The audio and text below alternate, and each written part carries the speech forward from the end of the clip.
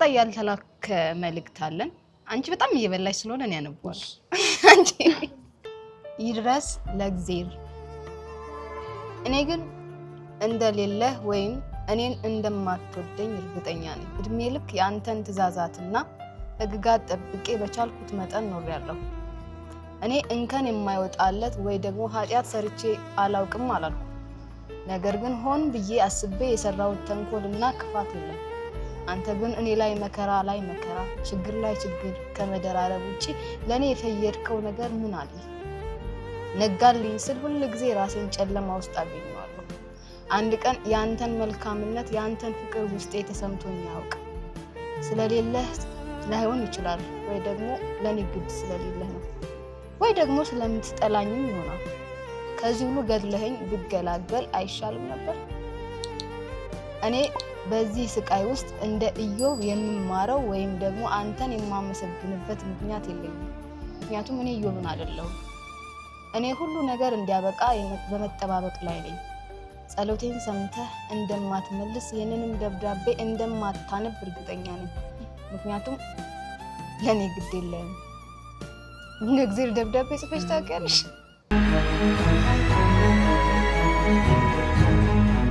ይድረስ ለሰበርኩሽ። ኦኬ ኦልሬዲ ይሄ ሰው ጥፋቱ ገብቶታል። ሰው ለሆነ ሰው ህመም ሰጥቷል። ተጸጽቶ ነው የጻፈው ብለን እናሳ እኔ እንደዚህ ነው ያላውቅምሽ።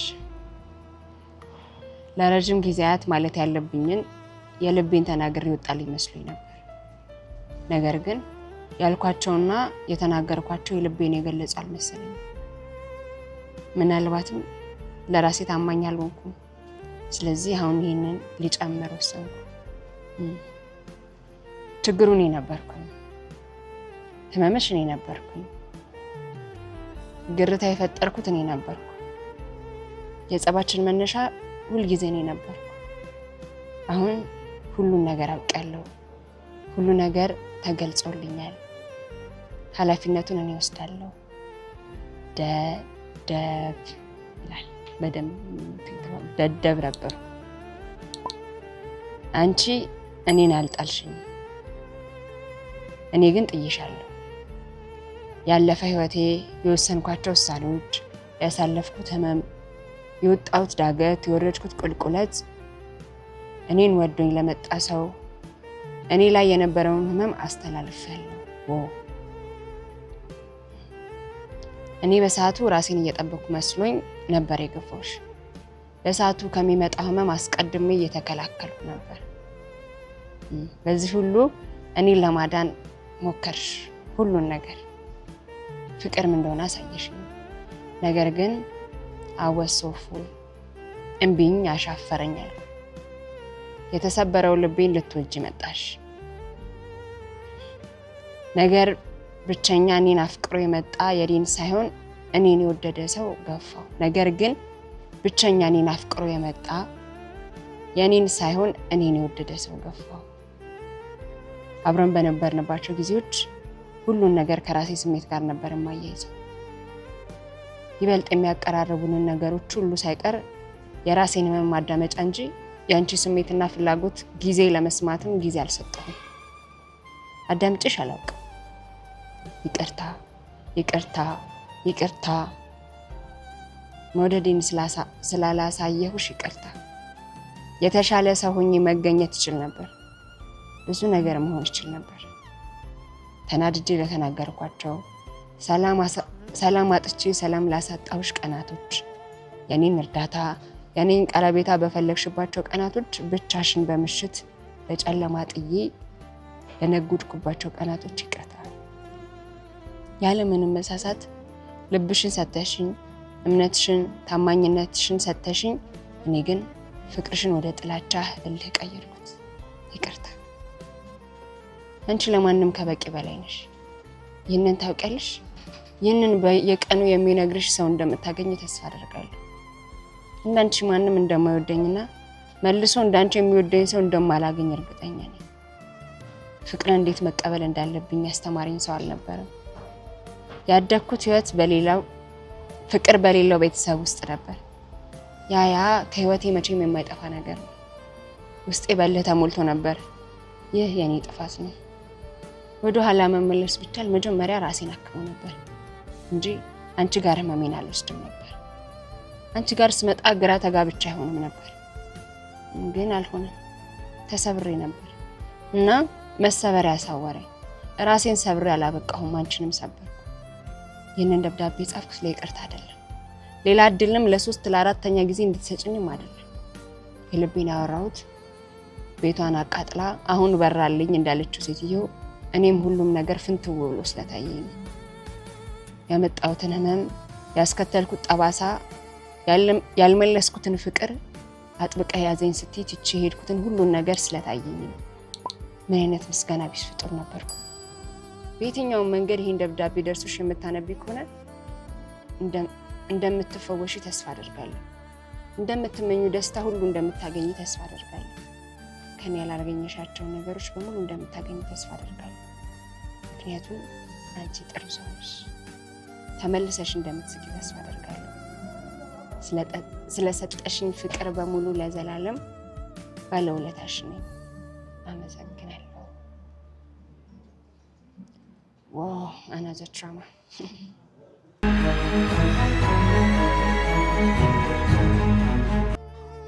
የፍቅር ጠኔ እንደያዘው ሰው ትንሽ ፍቅር ባየን ቁጥር ተከትለን እየሄድን ተሰበርን። የመወደድ፣ የመታቀፍ፣ የመፈለግ፣ የመሰማት ረሃብ ገደልን። እንደ ሞኝ ታየን። በሌላ ጎናችን ደግሞ ኃይለኛ ሆንን። ታሪካችን በእኛ እንዳይደገም ስንል አትንኩን ባዮች ሆኑ። ፍቅር ለመስጠት ቸር ሆነን ትዕግስት ግን አልነቀብን። ፈሪነታችንን በኃይለኝነታችን ሸፈንን።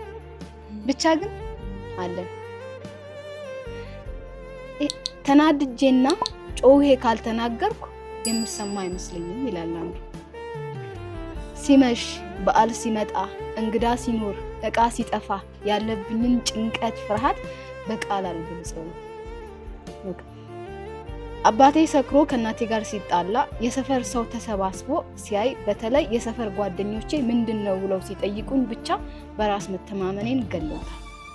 አሁን እኔ ግቢ ገባሁ። ታናናሾቼ በየጊዜው ይሄንን ያሳለፉ እንደሆነ ሳስብ ወደ ቤት ላለመሄድ ብሬክ ባልደረሰ ብዬ የምመኘው ነገር የመጀመሪያው ነው። ሴት ልጅ በመሆኔ የተሰቃየሁት ስቃይ እናቴን እና ታናናሾቼን ሌላ ቦታ ወስዶ ለማኖር አቅም እንደሌለኝ ሳስብ ብቻ ውስጤ ከሞተ ቆየ። ኤቭሪ ኮሜንት እንደዛ ነው። አሁን ያለሁበትን የህይወት ምስቅልቅል ቆም ብዬ ሳስብ ወላጆቼን እጠላቸዋለሁ።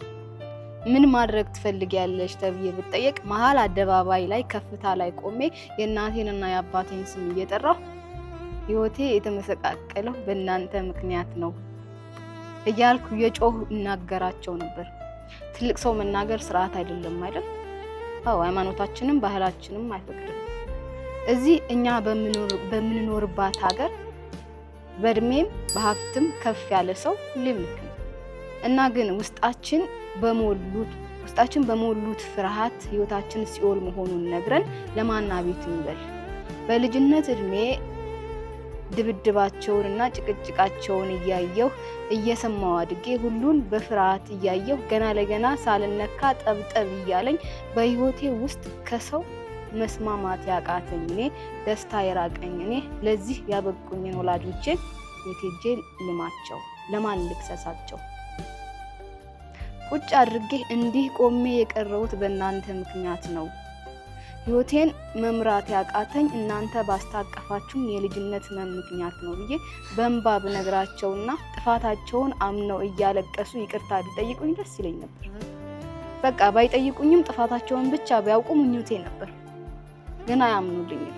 ሁሌም እነሱ ልክ ናቸው። ወልደው እኔን ለማሳደግ መከራ አይተው ተሰቃይተው እዚህ አድርሰውኛል። ስለዚህ እነሱ ልክ ናቸው። በቃ ልክ ናቸው። ያለን አማራጭ እሱን አምኖ መኖር አይደል? ግን ልጅ ይቅርታ አይጠየቅም እንዴ? በእኔ አይነት ህመም የሚሰቃዩ ብዙ ቢሆኑም አሁን እንዳልኩት አደባባይ ወጥቼ ማለት የፈለግኩትን ብል ስርዓት አልባ እየተባልኩ ወገዝ ነበር። ግን በዚህ መሃል አሳዳጊ የበደለህ የሚለኝ አይጠፋም። እዚህ እኛ በምንኖርባት ሀገር ልክ ያልሆኑ ግን እንደ ልክ የተቀበልናቸው ብዙ ነገሮች አሉ። እናቴ አባቴ ይህን ሁሉ ስል አልወዳችሁም ወይ ደግሞ ውለታችሁ የለብኝም እያልኩ አይደለም። እወዳችኋለሁ፣ ውለታችሁም አለብኝ። እንዳልኩት ያስታቀፋችሁኝ ህመም እንዳለ ግን መካድ አልችልም።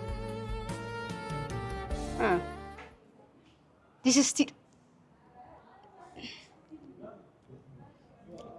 የተኖረ this is still የተኖረ